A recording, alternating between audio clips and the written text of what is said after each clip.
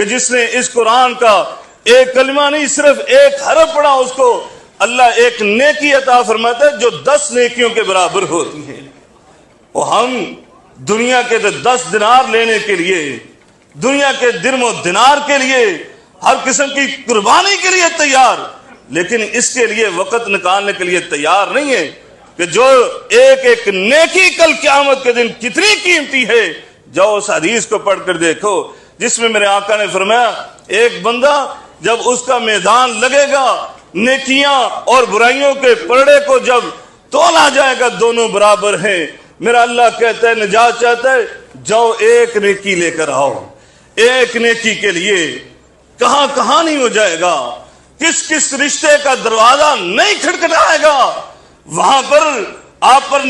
جان نچھاور کرنے والی بیوی آپ کی انکار کر دے گی، آپ کی اولاد آپ کو پہچاننے سے انکار کر دے،